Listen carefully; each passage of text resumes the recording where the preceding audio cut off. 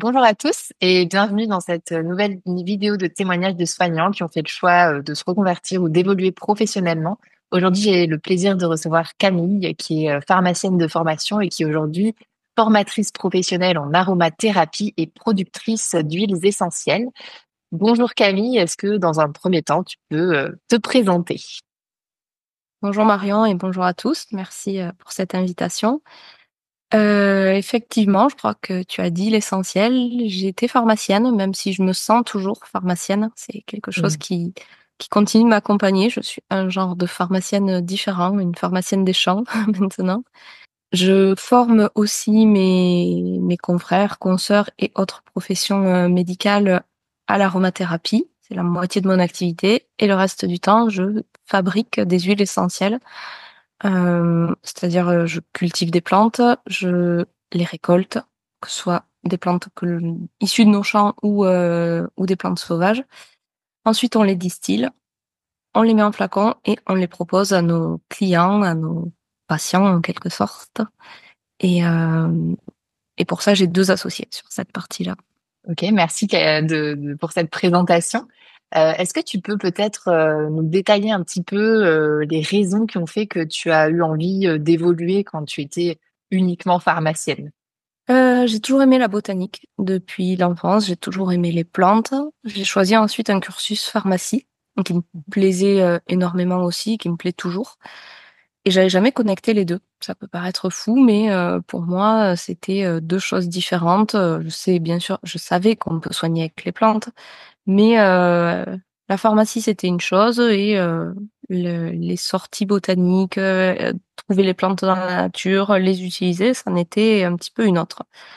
Et ces deux notions se sont réunies au comptoir quand j'ai commencé à exercer par les demandes de mes patients, en fait, d'huile essentielle, de phytothérapie, et où j'ai commencé à les conseiller sur ça et où je me suis réellement rendu compte de la puissance et de l'intérêt que pouvaient avoir ces produits au gré des retours de mes patients, avec quelques expériences. Alors c'est toujours les belles expériences qu'on raconte qui ont l'air un peu miraculeuses, mais voilà, de très beaux retours qui m'ont donné envie d'en savoir plus, de continuer à me former, parce que la formation initiale est un peu légère hein, sur ça, en phyto et en aroma. Et ça a été un cycle de presque une dizaine d'années finalement, de formation, de conseils des patients. J'ai commencé à former mes patientes. Il y avait une demande de cours, d'explications. Donc on a mis en place des ateliers sur l'officine où je les recevais, où je leur expliquais. Et comment je suis passée de l'officine à devenir formatrice professionnelle, ça a été grâce au conseil d'un ami qui m'a permis d'oser me lancer. Lui-même était pharmacien et formateur pro. Et ce qui me manquait en fait à ce moment-là, c'était le courage, la confiance en moi. Et c'est lui qui m'a dit de manière très simple: «Si, si, tu peux le faire» et de l'entendre dire par quelqu'un d'autre, j'ai osé le faire. Et du coup, pour la partie, pour développer tes formations, etc., est-ce que tu as dû reprendre, enfin, suivre une formation de formateur? Comment ça s'est passé pour cette partie-là? Alors initialement non, je rêvais de le faire mais par manque de temps finalement les choses se sont enchaînées et puis, là récemment j'en ai suivi une et c'est vrai que c'est très appréciable parce que la partie pédagogique m'intéresse beaucoup. Au-delà des connaissances, je pense qu'on a tous les souvenirs d'un prof de fac horrible qui vient et qui lâche des infos théoriques et à la fin, on sait même pas ce qu'il a raconté. L'objectif, c'était de faire l'opposé de ça, de passionner les gens, enfin, c'est une matière passionnante et j'ai envie de transmettre cette passion de façon le plus claire possible, le plus ludique possible, que mes apprenants en retiennent vraiment quelque chose de positif. Et donc oui, j'ai suivi dans un second temps une formation de formateur qui a été passionnante et qui m'a permis d'aller plus loin dans Ouais. cette amélioration continue. À toutes les étapes, si j'ai un regret dans les étapes de cette transformation, c'est d'avoir mis trop de théorie et pas testé. En fait, faut se lancer. Je pense que Mmh. c'est vraiment nécessaire. Ça marche pas, on se rend plus compte. Hem, le moment de ma reconversion, ça a été le premier confinement. Donc c'était pas du tout prévu, je l'avais pas vu venir. Et j'ai échafaudé des plans pendant presque 1 an pour que ce soit tout parfait à la fin. Et quand, tout a rouvert, que j'ai eu, des apprenants, des clients, et bien, en fait, tout ce que j'avais conçu n'était pas adapté. Donc j'avais travaillé, un peu pour rien, et si j'avais pu le mettre en œuvre à mesure, j'aurais ajusté à la demande, aux réactions. Donc vraiment se confronter, à sa cible, à son public, tester, faire des erreurs, c'est normal. Il faut en passer par là, et je pense que c'est absolument bénéfique et nécessaire. Ouais, le test and learn, le fameux test and learn, plutôt que d'essayer de lancer quelque chose de parfait du premier coup, vaut mieux, voilà, Oui. tester et apprendre aussi de son public, et des retours qu'on a. Peut-être que ça intéressera certains qui nous écoutent, qui pensent peut-être à combiner plusieurs activités, notamment, tu vois, une activité, encore de pharmacien en officine avec, de la formation comme tu le faisais initialement.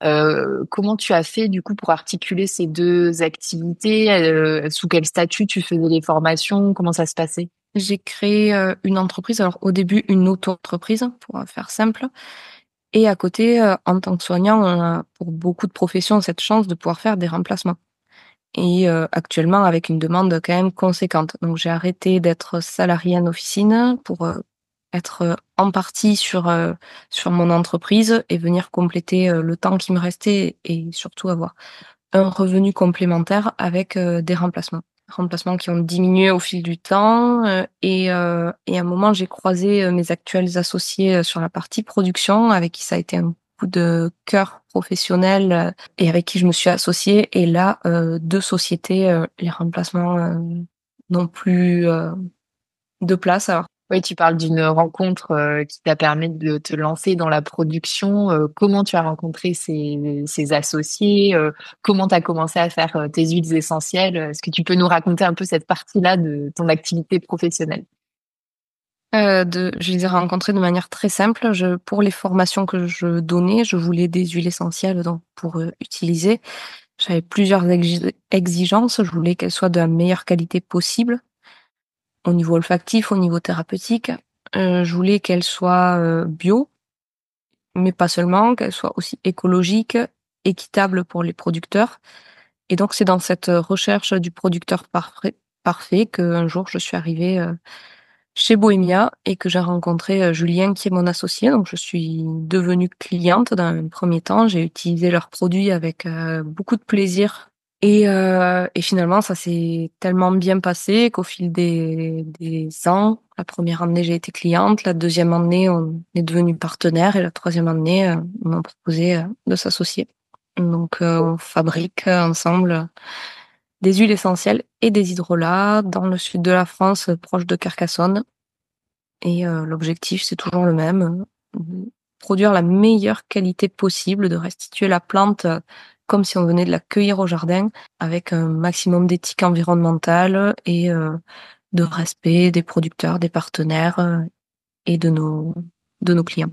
Et justement pour cette partie du coup production des huiles essentielles, est-ce que pour le coup tu as eu aussi besoin de faire une formation particulière ou est-ce que ça a été un peu au fil de l'eau via tes associés? Comment ça s'est passé cette montée en compétences? Sur la partie production pure, ça a été un genre d'apprentissage auprès, de mes associés qui m'apprennent, ce qu'ils font, pourquoi, comment, et je fais avec eux. Et j'en suis pas, en toute sincérité, j'en suis pas à l'autonomie, pour distiller, je suis encore, leur élève à ce niveau-là.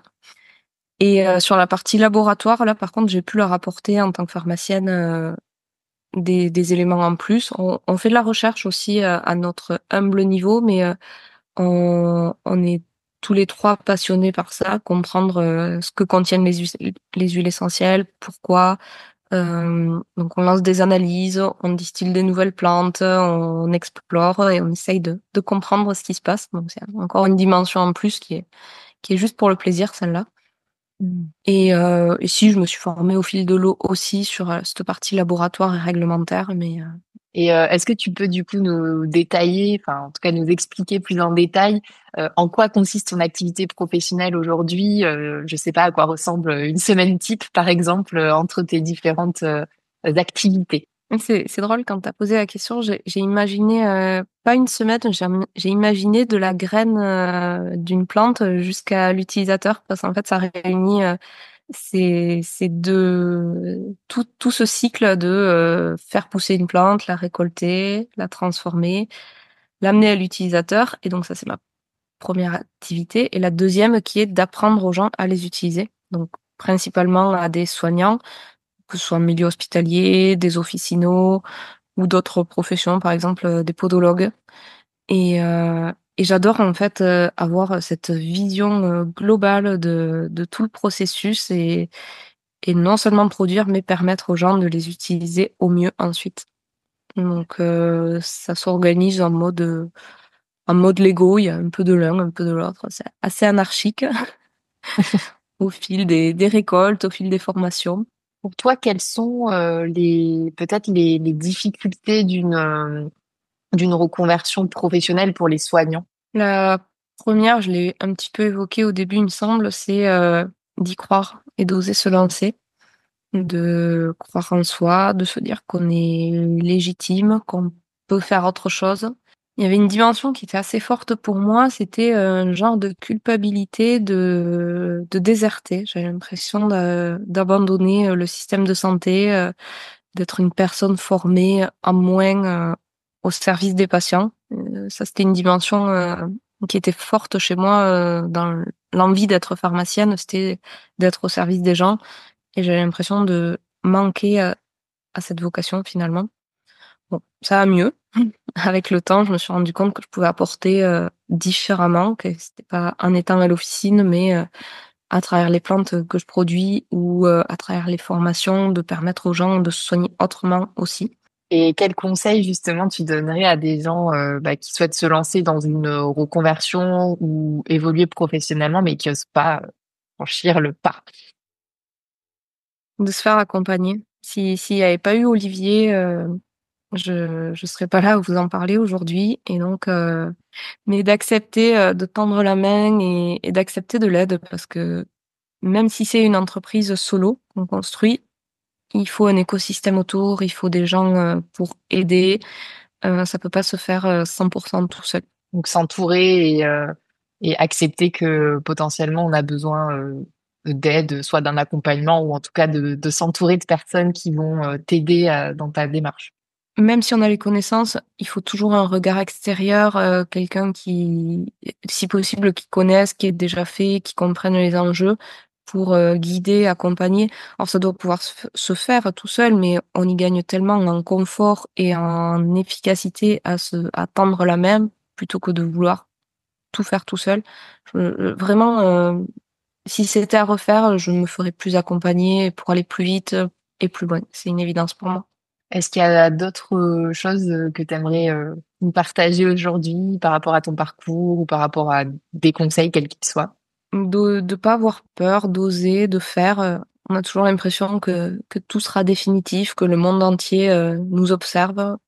Bon, à l'usage, on se rend compte que assez peu finalement, qu'il y a que nous qui avons, la vision globale de tout ce qu'on fait et la mémoire de tout ce qu'on a fait donc rien ou presque n'est éternel donc on peut faire et puis refaire et continuer et c'est même comme ça qu'on avance. Un super conseil que tu nous donnes. Merci en tout cas de nous avoir partagé tout ça et ton parcours il est vraiment super inspirant. Je mettrai en description de la vidéo peut-être tes références. Je sais pas si tu as un site web ou en tout cas des comptes professionnels que je peux partager.